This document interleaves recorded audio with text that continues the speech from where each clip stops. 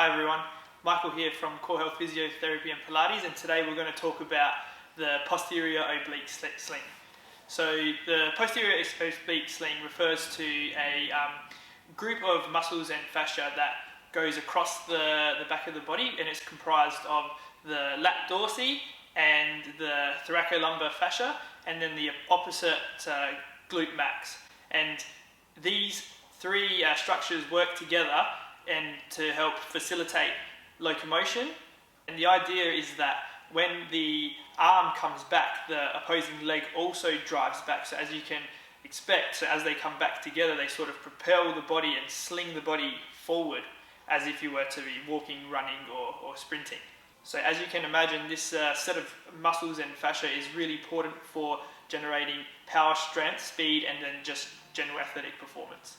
And signs of dysfunction for this posterior oblique sling can include rounded shoulders or just a general rounded posture. It can also include internally rotated hips and also pain within the shoulders, low back, and even the knees. And at more athletic level, it can also translate to a decrease in acceleration and even deceleration.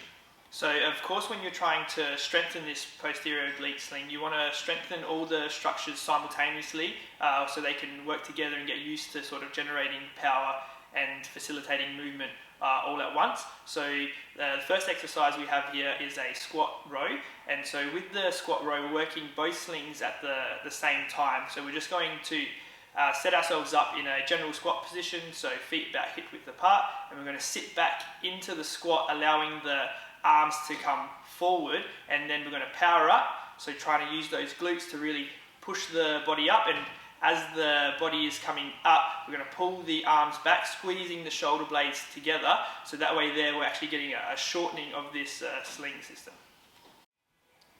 So moving on from the first exercise, which is more of a double-sided multi-limb strengthening for the posterior oblique sling, we can also train one of these slings at a time. So the first way we're going to do that is by being in a quadruped on a bench with one foot placed in a strap with the opposite arm holding onto a handle, and then simultaneously they're going to be performing a hip extension and shoulder extension. So by keeping the leg straight and then extending it straight back, using that glute muscle to pull the leg back, whilst at the same time extending that arm back, keeping it nice and straight, and then really pulling the shoulder blade back as the arm comes down by your side. And so the final exercise we have to strengthen the posterior oblique sling is a single leg isometric Romanian deadlift, and whilst performing a single arm row on the opposite side. So with this one here, you want to hinge from the grounded leg hip forward, whilst activating that glute to sort of keep the body nice and stable, and then you're going to work through that arm by driving the elbow back, really pulling that shoulder blade across as the arm comes back. Thanks for watching. If you're interested more in about the posterior oblique sling or just in your general performance, you can book in for an initial assessment and tune in next time for some more content. Thanks.